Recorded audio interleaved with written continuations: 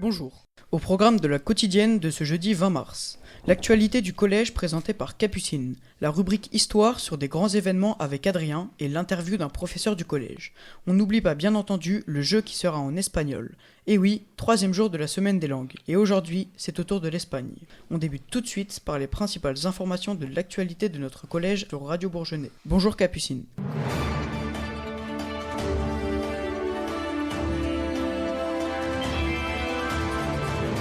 Du lundi 17 au vendredi 21 mars, des animations sont proposées tout au long de la semaine, autour des langues, telles qu'une expo photo, où chaque élève peut apporter une ou plusieurs photos pour évoquer un séjour passé. Photos qui seront affichées en salle d'études.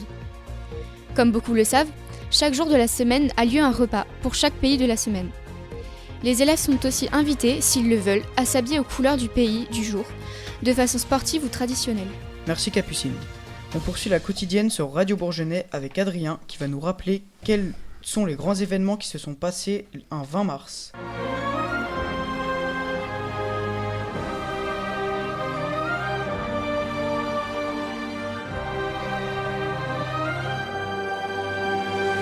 Bonjour Adrien.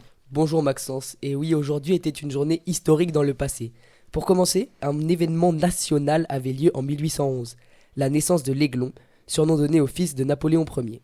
Aussi, 11 ans avant la naissance de ce qui devait être le futur empereur, une invention allait littéralement bouleverser nos vies. Alexandre Volta soumet en 1800 le fonctionnement de la pile électrique. Cela lui vaudra d'ailleurs d'être nommé, à terme, sénateur par un certain Napoléon Bonaparte. Aussi, plus récemment, en 1956, la Tunisie obtenait à nouveau son indépendance, bridée par le protectorat français. Pour ce qui est des grandes naissances, beaucoup de sportifs et d'artistes ont rejoint notre planète un 20 mars. Notamment l'entraîneur actuel du 15 de France, Fabien Galtier, mais aussi André Chédid, grande parolière française, ainsi que le footballeur espagnol Fernando Torres. Merci Adrien. Je laisse maintenant la main à Hayden pour l'animation de la quotidienne. C'est le moment d'accueillir notre invité du jour, Monsieur Beaupuy, professeur de PS au collège. Il sera interviewé par Jean Matisse.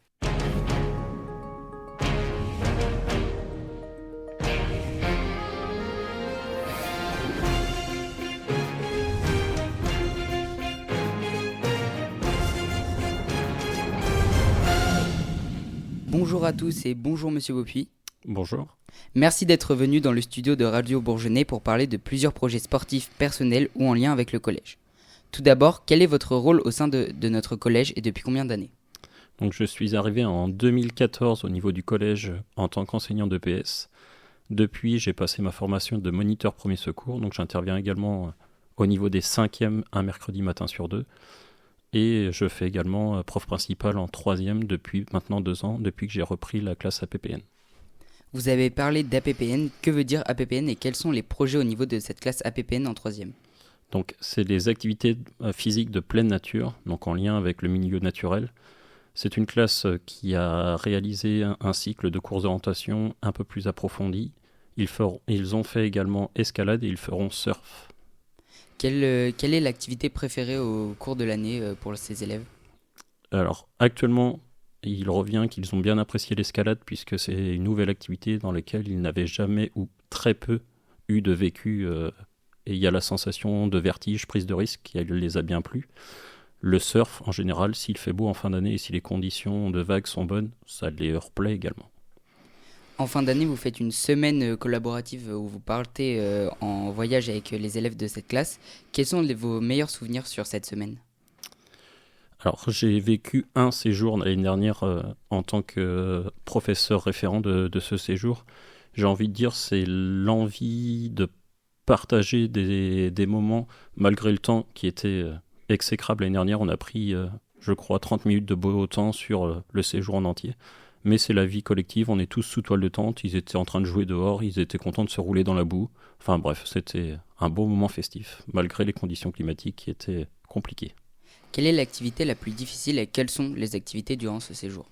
Alors l'année dernière, nous avons fait spéléologie. C'est une activité qui fait stresser les élèves puisqu'on est dans un milieu souterrain. La hauteur entre le sol et les parois sont parfois très étroites, mais ça leur apprend à se surpasser. Et c'est là aussi où la force du groupe est importante puisqu'on a envie d'avancer pour ne pas pénaliser le reste de la classe. Donc ça, c'était intéressant. Après, les autres activités, les VTT, ça leur a bien plu. L'équitation est une belle activité puisque le rapport à l'animal est bien développé et même certains garçons se surpassent et peuvent avoir la sensation de vertige rien qu'avec la hauteur du cheval. Donc c'est rigolo sur ces activités-là. Et vous, monsieur Beaupuy, en dehors du collège, vous êtes un sportif ? Oui, je pratique la course à pied, plutôt version trail et on va dire les raids et courses d'orientation. Avez-vous déjà participé à certaines compétitions durant votre carrière ? Alors là, actuellement, je ressors d'un week-end où j'ai fait 15 km samedi soir et 27 samedi dernier. Ce week-end, je suis en championnat de Vendée de course d'orientation en vue de préparer un raid d'orientation mi-avril de 10 heures, donc qui est constitué de canoë-kayak, course d'orientation VTT en orientation, en vue de préparer ensuite un 65 km en trail course à pied dans le Pays Basque avec 4500 mètres de dénivelé positif. Très impressionnant et merci monsieur Beaupuy d'avoir répondu à mes questions. Bonne journée. Merci. Merci Jean-Baptiste pour l'interview et merci à monsieur Beaupuy d'avoir pu venir dans le studio de Radio Bourgenais pour la quotidienne. C'est le moment du grand jeu. Pour la journée dédiée à l'Espagne, écoutez bien Victoria, élève de 4e qui a cette année l'option masse espagnole. Elle va vous décrire une ville célèbre d'Espagne. À vous de deviner laquelle. Bonne chance. En esta ciudad se construyó un monumento en honor a Cristóbal Colón. Muchos turistas la visitan cada año para descubrir sus barrios típicos. Durante la Guerra Civil Española, esta ciudad republicana resistió durante mucho tiempo al ejército franquista. La ciudad cuenta con un gran club de fútbol donde jugó Messi. El famoso arquitecto Gaudí diseñó muchos edificios famosos, entre ellos la Casa Batlló y sobre todo la Sagrada Familia, una basílica que aún no se ha terminado. ¿Cómo se llama esta ciudad española? Merci. Pour participer au jeu, vous avez l'habitude. Complétez et déposez le coupon réponse disponible en vie scolaire. La boîte du jeu attend vos réponses. Un tirage au sort aura lieu pour désigner les gagnants. Rendez-vous demain, vendredi, pour le dernier jour de la quotidienne, journée consacrée à l'Allemagne. Madame Guibert, notre professeure d'allemand, va être contente. D'ici là, on vous souhaite une bonne fin de journée.